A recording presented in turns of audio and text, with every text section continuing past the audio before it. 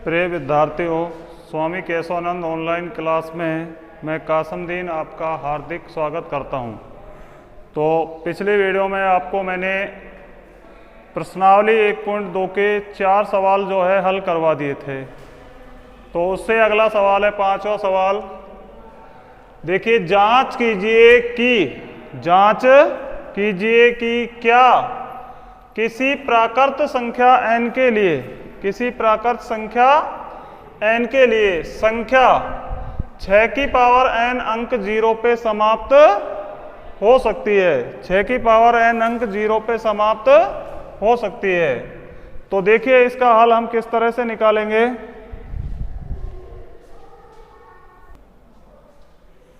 देखिए बच्चों, इसका जो हल हम है किस तरह से निकालेंगे। 6 की पावर n के अभाज्य गुणनखंड करेंगे। 6 की पावर n के हम क्या करेंगे, अभाज्य गुणनखंड करेंगे। तो अभाज्य गुणनखंड क्या आ रहा है, 2 गुणा 3 की पावर n।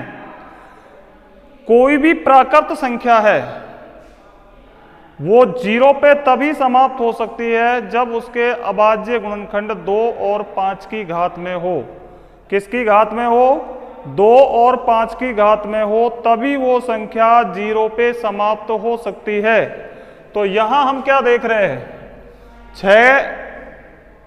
6 जो है इसके अभाज्य गुणनखंड में क्या आ रहा है, 2 गुणा 3। 6 के अभाज्य गुणनखंड में क्या आ रहा है, 2 गुणा 3 आ रहा है। जबकि किसी भी संख्या को 0 पे समाप्त होने के लिए उसका जो अभाज्य गुणनखंड है वो 2 गुणा 5 की घात n, यानी 2 और 5 की घात में होना चाहिए, वही संख्या 0 पे समाप्त हो सकती है।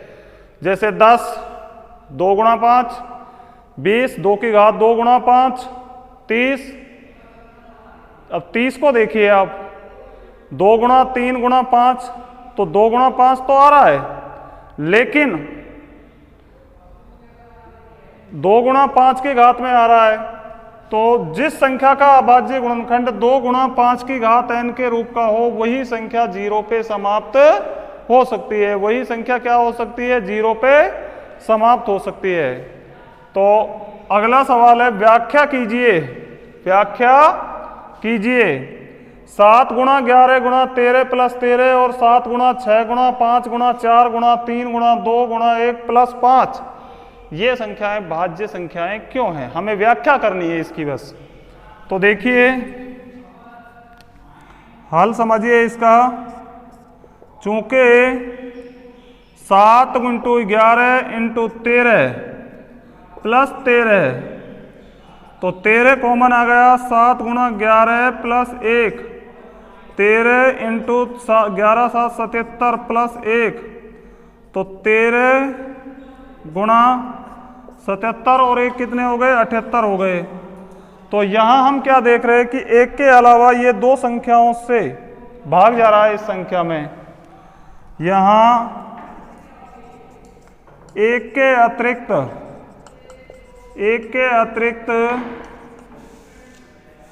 अतिरिक्त इसके अन्य 2 गुणनखंड है, अन्य 2 गुणनखंड है, इसलिए यह एक भाज्य संख्या है। 1 के अलावा इनमें 13 और 78 का भी भाग जा रहा है, इसलिए ये कैसी संख्या है, भाज्य संख्या है। इसी तरह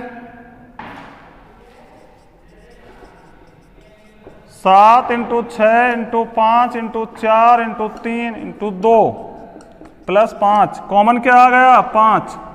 7 गुणा 6 गुणा 4 गुणा 3 गुणा 2 गुणा 1 प्लस 1, तो यह आ जाएगा 5 × 1009।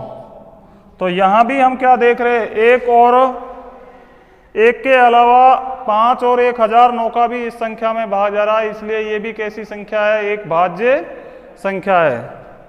नीचे लिख देना, यहां जो लाइन लिखवाई गई है इसी लाइन को आपको यहां नीचे लिखना है। तो अगला सवाल समझिए, 7वां सवाल।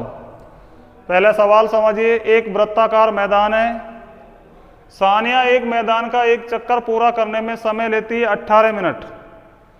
उसी मैदान का एक चक्कर पूरा करने में रवि समय लेता है 12 मिनट।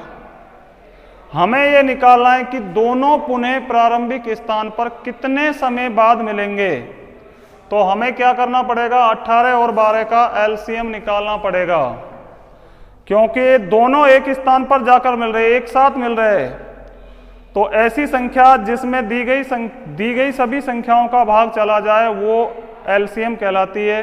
तो इसलिए दोनों एक ही स्थान पर मिल रहे, तो हमें क्या निकालना पड़ेगा, इसका एलसीएम ज्ञात करना पड़ेगा। तो इसका एलसीएम निकाल लीजिए। 18 के अभाज्य गुणनखंड 2 गुणा 3 गुणा 3, 2 गुणा 3 की घात 2, और 12 के अभाज्य गुणनखंड 2 गुणा 2 गुणा 3 यानी 2 की घात 2 गुणा 3। तो एलसीएम आ जाएगा इसका 2 की घात 2 गुणा 3 की घात 2, 4 × 9 और 9 चौका 36। अतः दोनों 36 मिनट बाद पुनः प्रारंभिक स्थान पर मिलेंगे, प्रारंभिक स्थान पर मिलेंगे, पुनः प्रारंभिक स्थान पर मिलेंगे। तो इस तरह से आपको ये सवाल जो है हल करने हैं।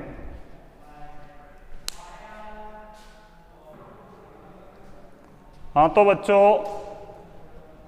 अब प्रश्नावली 1.3 और उससे पहले देखिए आप प्रमेय 1.3, इसको इसी नाम से जाना जाएगा, सिर्फ याद रखनी है आपको।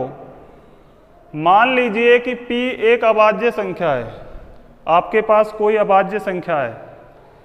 यदि P a² को विभाजित करता है तो P a को भी विभाजित करेगा, जहां a एक धनात्मक पूर्णांक है। मान लीजिए P बराबर हमने ले लिया 3, और 3 कैसी संख्या है, अभाज्य संख्या है। 3 कैसी संख्या है, अभाज्य संख्या। a का मान हमने ले लिया मान लो 6, a² क्या हो जाएगा, 6 का स्क्वायर यानी 36। अब 3 जो है वो 36 को विभाजित कर रहा है, तो हम निश्चित रूप से कह सकते हैं कि 3 6 को भी विभाजित करेगा।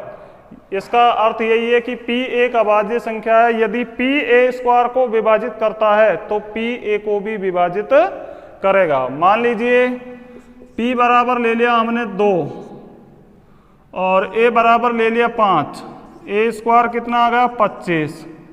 2 का भाग 25 में नहीं जा रहा, तो हम कह सकते हैं कि 2 का भाग 5 में भी नहीं जाएगा।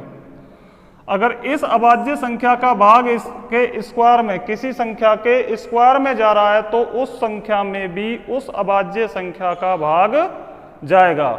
ये कहता है प्रमेय 1.3, और इसको इसी नाम से जाना जाता है। प्रश्नावली 1.3 का पहला सवाल है, सिद्ध कीजिए √5 एक अपरिमेय संख्या है। सिद्ध कीजिए √5 एक अपरिमेय संख्या है। तो इस सवाल को हम विरोधाभास युक्ति से करेंगे। कौन सी युक्ति से, विरोधाभास युक्ति से। तो देखिए, इस कथन के विपरीत, इस कथन के विपरीत माना के √5 एक परिमेय संख्या है। √5 एक परिमेय संख्या है। इस कथन के विपरीत माना कि √5 एक परिमेय संख्या है, इसलिए √5 बराबर P/Q, जहां P और Q पूर्णांक है तथा Q0 = 0 है। P और Q पूर्णांक है तथा Q0 = 0 है। Q का मान 0 के बराबर नहीं है। किसी भी परिमेय संख्या जो है वो P/Q के रूप में होती है, जहां P और Q क्या होने चाहिए, पूर्णांक होने चाहिए, और Q का मान 0 के बराबर नहीं होना चाहिए। अब देखिए हम क्या करेंगे। अब P और Q को एक के अतिरिक्त एक उभयनिष्ठ गुणनखंड से उभयनिष्ठ गुणनखंड से विभाजित करके √5 बराबर a/b प्राप्त होता है, जहां a और b सहअभाज्य है। a और b क्या है? सहअभाज्य है। हमने क्या किया? P और Q को एक के अतिरिक्त एक अन्य उभयनिष्ठ गुणनखंड से विभाजित कर लिया और √5 बराबर a/b प्राप्त कर लिया, जहां a और b सहअभाज्य, और सहअभाज्य का अर्थ होता है कि दोनों संख्याओं में a और b जो संख्याएं हैं, दोनों संख्याओं में किसी एक संख्या का भाग नहीं जाना चाहिए। तो देखिए हम आगे अब हल करेंगे। चूंकि √5 बराबर a/b, क्या करेंगे हम? इसका वर्ग करेंगे। 5a² बटा b² वर्ग करने पर या b² बराबर a² बटा 5। चूंकि 5 a² को विभाजित करता है, a² को विभाजित करता है, इसलिए प्रमेय 1.3 से, अभी जो प्रमेय बताइए आपको, 1.3 से 5 a को भी विभाजित करेगा, a को भी विभाजित करेगा, a को क्या करेगा? विभाजित करेगा। यदि किसी अभाज्य संख्या, और 5 कैसी संख्या है? अभाज्य संख्या है, तो इस अभाज्य संख्या का a² में भाग जा रहा है, तो ये a को भी विभाजित करेगा। अब a बराबर 5c लेने पर a का मान क्या लेके चलेंगे? 5c, जहां c कोई पूर्णांक है, c कोई पूर्णांक है। हमें पता नहीं कि a का मान क्या है, 5 भी हो सकता है, 10 भी हो सकता है, 20 भी हो सकता है, क्योंकि हमें इतना पता है कि 5 जो है, a का जो मान है वो ऐसी संख्या है जो 5 से विभाजित है। इसको आप समीकरण नंबर 1 डाल दीजिए। a बराबर 5c समीकरण 1 में रखने पर, समीकरण 1 में रखने पर a का मान 5c किस में रखेंगे? समीकरण 1 में रखेंगे। तो रख के देखिए, b² बराबर 5c का स्क्वायर बटे 5 या b² बराबर 25c² बटा 5।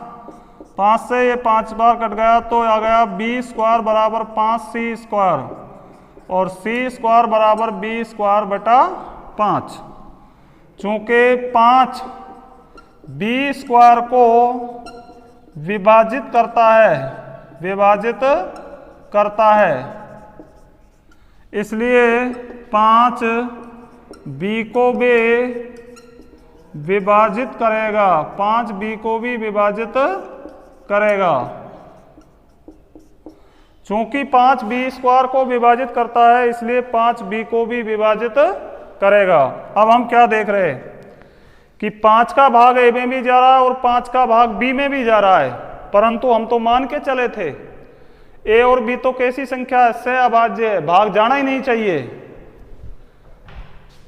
ऐसा क्यों हो रहा है? क्योंकि हमने जो कल्पना की है कि √5 जो है वो एक परिमेय संख्या है, तो हमने कल्पना जो है वो गलत कर दी। तो यहां आपको लिखना पड़ेगा, चूंकि a और b का एक उभयनिष्ठ गुणनखंड 5 है, परंतु a और b सहअभाज्य है, a और b सहअभाज्य है। यह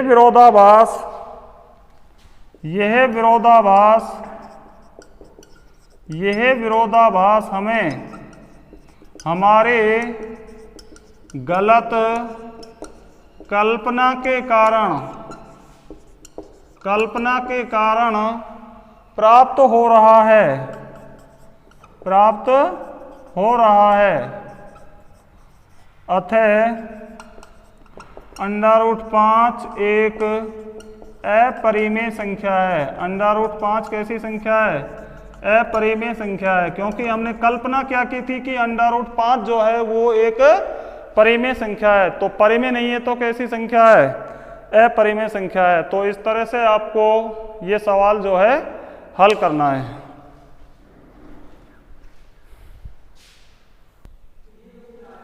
हाँ तो बच्चों सेकंड सवाल है आपका, सिद्ध कीजिए 3 + 2 √5 जो है एक अपरिमेय संख्या है। हल इस कथन के विपरीत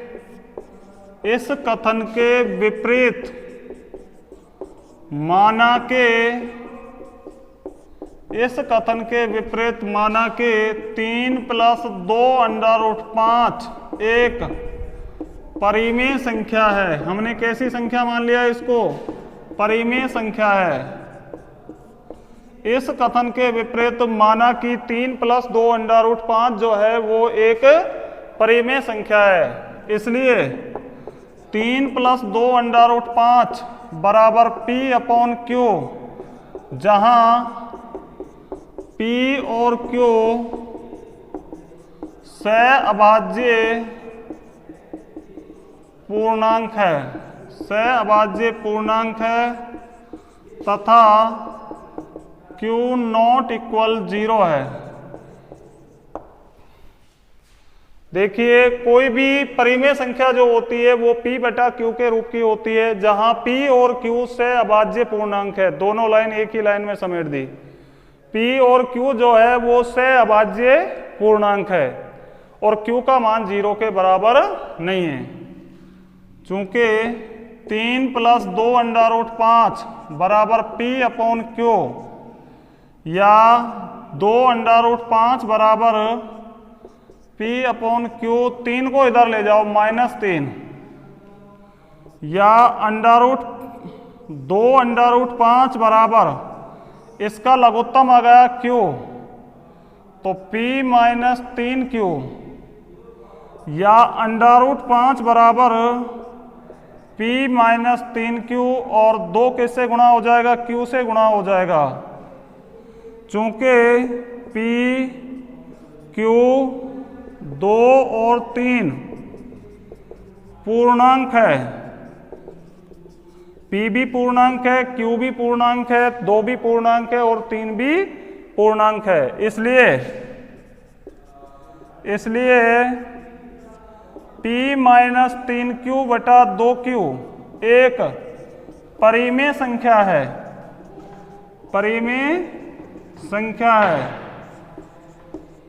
अर्थात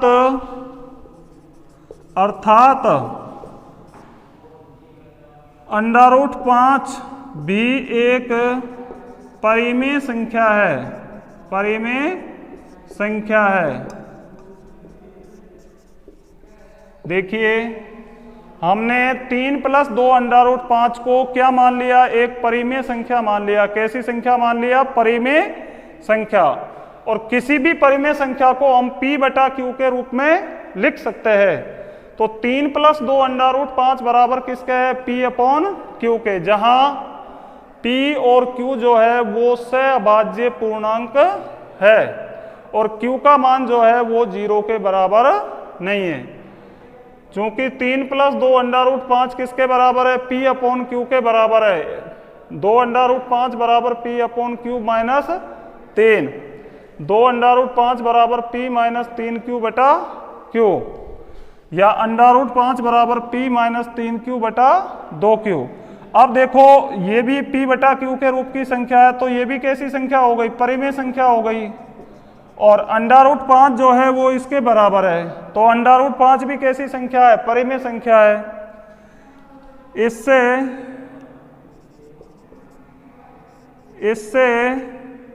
इस तथ्य का इससे इस कथन का विरोधाभास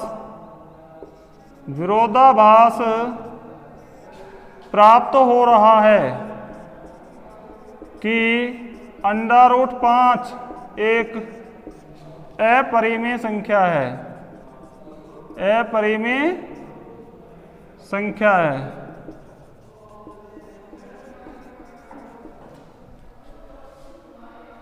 इससे इस कथन का विरोधाभास प्राप्त हो रहा है कि √5 जो है एक अपरिमेय संख्या है। या फिर आप इस लाइन को इस तरह से भी लिख सकते हैं और छोटा कर लो, परंतु √5 एक अपरिमेय संख्या है, अपरिमेय संख्या है। √5 हम जानते हैं, हमने अभी सिद्ध किया था, पहले ही सवाल में सिद्ध किया है कि √5 कैसी संख्या है, अपरिमेय संख्या है। और यहां कैसी संख्या आ रही है, एक परिमेय संख्या आ रही है। तो यह विरोधाभास हमें हमारे गलत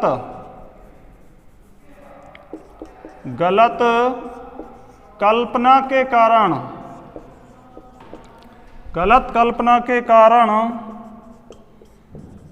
प्राप्त हो रहा है। अतः 3 + 2 √5 एक अपरिमेय संख्या है। कैसी संख्या है, अपरिमेय संख्या है। अतः 3 + 2 √5 जो है वो एक अपरिमेय संख्या है। तो इस तरह से बच्चों आपको ये सवाल जो है हल करना है। धन्यवाद।